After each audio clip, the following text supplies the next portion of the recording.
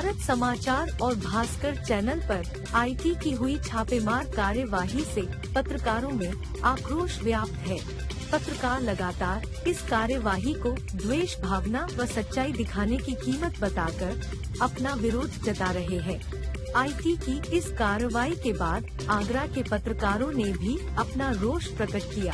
सोमवार को Indian reporters association के बैनर तले शहर भर के विभिन्न मीडिया संस्थानों से जुड़े पत्रकार जिला मुख्यालय पहुंचे और इरा के बैनर तले राष्ट्रपति के नाम जिला अधिकारी को ज्ञापन सौंपकर इस मामले में सरकार के खिलाफ उचित कार्यवाही की मांग की। आपको बता दें कि पिछले दिनों आयकर विभाग ने देश भर में छापामार कार्रवाई को अंजाम दिया। इस कार्रवाई के दौरान उन्होंने भारत समाचार और भास्कर ग्रुप पर भी छापामार कार्रवाई की। मीडिया संस्थानों पर हुई इस आयकर की कार्रवाई से पत्रकारों में रोष व्याप्त है और लगातार विरोध दर्ज कराकर इस कार्यवाही की निंदा कर रहे हैं। इस दौरान इंडियन रिपोर्टर्स एसोसिएशन के कार्यकारी प्रदेश अध्यक्ष अजेंद्र चौहान के कहना था कि पत्रकार सरकार की सच्चाई व जमीनी हकीकत दिखा रहे हैं, जो उन्हें रास नहीं आ रहा है। इसलिए तो सच दिखाने पर सरकार बदला लेने पर उतारू हो गई है। हर कोई जानता है कि आईटी डिपार्टमेंट किसके इशारों पर काम करता है। पत्रकारों की आवाज को दबाने के लिए अब सरकार आईटी के छापे पड़वा रही है। पत्रकार एसोसिएशन के अध्यक्ष संजय सिंह का कहना था कि सरकार की यह कार्रवाई सीधी लोकतंत्र के चौथे स्तंभ पर प्रहार है। लोकतंत्र का चौथा स्तंभ निर्भीक होकर सच्चाई लिख रहा है, जिससे चाहे सरकार की पोल खुल रही हो या फिर विपक्ष की। लेकिन अब सरकार को इस सच्चाई से डर लगने लगा है, इसीलिए तानाशाही रवैया अपनाकर अब लोकतंत्र के चौथे स्तंभ को भी दबाना चाहती है, जिसे किसी भी कीमत पर बर्दाश्त नहीं किया जाएगा। अपना परिचय बता दें। हाँ, मेरा नाम अजेंद्र चौहान है। मैं इंडियन रिपोर्टर एसोसिएशन का प्रदेश अध्यक्ष हूँ।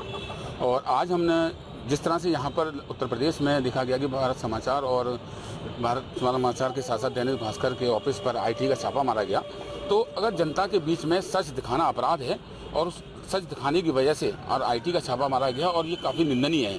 क्योंकि जिस तरह से अगर देखा जाए तो उत्तर प्रदेश और देश के तमाम जगहों पर पत्रकारों के साथ उत्पीड़न की तमाम घटनाएं आ रही हैं, चाहे वो प्रशासनिक अधिकारी हों या पुलिस के अधिकारी हों।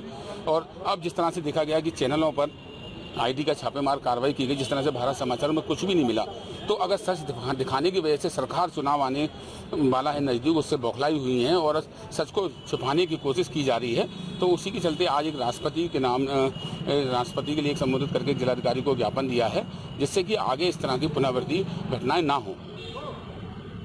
इस दौरान इंडियन रिपोर्टर्स एसोसिएशन के उत्तर प्रदेश प्रभारी फरहान खान का कहना था, सरकार कितना भी लोकतंत्र के चौथे स्तंभ की आवाज को दबाने का प्रयास करे, पत्रकारों को डराने धमकाने की कोशिश करे, पर पत्रकार सच्चाई दिखाने से पीछे नहीं हटेगा।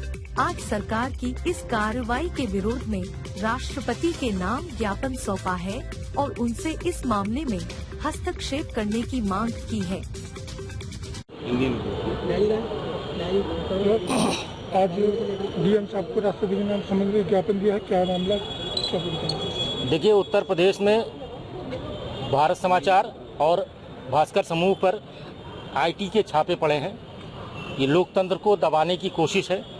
जिस तरह से पत्रकारिता लोकतंत्र का चौथा स्तंभ माना जाता है, सरकार चुनाव को नज़दीक देकर समाचार पत्रों और चैनलों पर दबाव बनाने की कोशिश कर रही हैं कि उनके मनमाफिक खबरें दिखाई जाएं, जो सरकार की सच्चाई को उजागर कर रहे हैं। सरकार उन पर जो सरकारी विभाग हैं उनके जरिए छापे डलवाकर दबाव बनाना चाहती है। हम इस दबाव को कतई बर्दाश्त नहीं करेंगे और जो सच है वो जनता के सामने लाकर रहेंगे। आज आयरा की ओर से यहाँ पर जिलाधिकारी को एक ज्ञापन सौंपा गया है राष्ट्रपति के नाम पर, जिसमें इस जो छापेमारी की गई है इस पर आपत्ति जताई गई है। साथ ही आगे भविष्य में इस तरह की किसी तरह की कार्रवाई ना हो, इसको लेकर के भी अपनी राय रखी गई है। अपना परिचय बता दें। मेरा नाम अविनाश जायसवाल है। मैं यहाँ दैनिक भास्कर के लिए काम करता हूँ।